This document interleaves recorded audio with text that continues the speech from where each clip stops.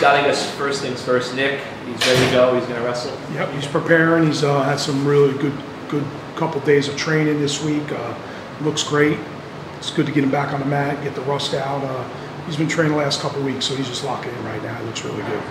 How is it for you to watch Nick when he's really in the zone? Like, this is his time of year, you know? Yeah, this is something I'm sure, you know, and we haven't really talked much about it, but just knowing the kid and being around for the last year, you know, with what he went through last year, and now here we are again a year later, and it's the Big Ten tournament. He's just really locked in and laser beam focused and just thinking about the task at hand. So it's really kind of neat to see and watch him train.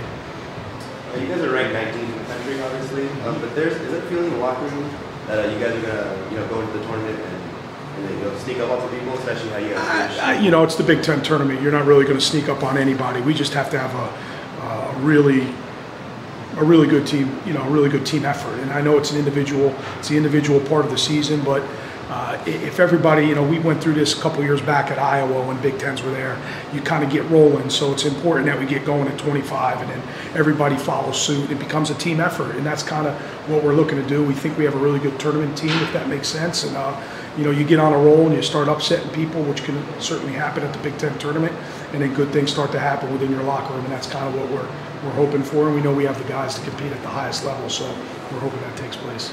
It's going to be Scott Goodale's kind of last go around. I mean, where do you think he's at as he goes through this? I think he's in the thick of it. You know, I know it's if you look around the country, a lot of people say it's a two-man race, right, with Amichik and Pletcher, but Scotty can wrestle with all of them. And that quarterfinal, or actually that first round, is super important. That's what we'll focus on. But just looking ahead a little bit, and we tell our guys not to do that, but that quarterfinal is a big round, a big matchup, and it's a big tournament for Scotty because a lot goes into it based on national tournament seeding.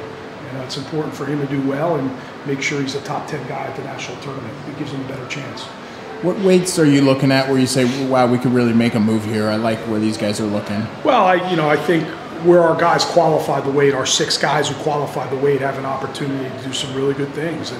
And then I look at guys like Mikey Van Burl and Joe Grello, and they can compete with anyone. And if they get hot and they pick somebody off, and it happens every year at this tournament, you know, that's the greatest thing about the Big Ten Wrestling Championships is so many guys are at the same level, and it's whoever really wants it or whoever puts together the best 7 minutes in that moment ends up advancing. You'll see upsets going on in the first round, so it wouldn't shock me to see Grello and Mikey Van Burl make moves and really have big tournaments. And then, of course, you know, like I said, our guys who qualified the weight, you know, as high as they can get on the podium certainly helps them for the national seeding and national tournament.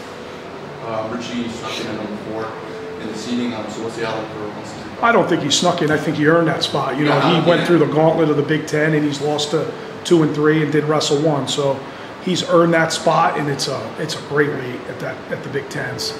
It may be the toughest weight in the country, but at the Big Tens, they qualified 10 guys, and all 10 guys are super capable, and that's going to be not only fun to watch from a fan's standpoint, but you know, Richie in the thick of it and everything he's been through with the World Championships, and now just all these good guys he's wrestled and have beaten, and that's kind of, I'm interested to see how that plays out. But again, just like every other guy, it sets him up for 2 weeks down the line where he's going to be placed on the bracket. So, how does that world experience maybe help him?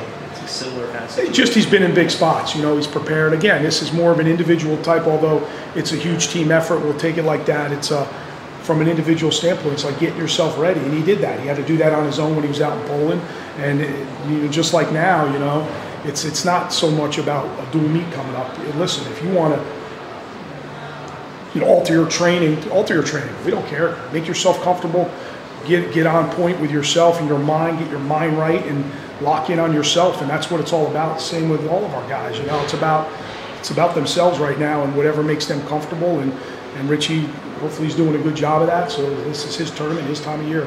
Scott, you get a lot of attention for the attendance numbers you were able to put out this year. Well, what does that mean for the program, and why do you think more people are starting to buy in? I just think it's first of all, it's such an exciting place to wrestle, the RAC. The fan base is super knowledgeable.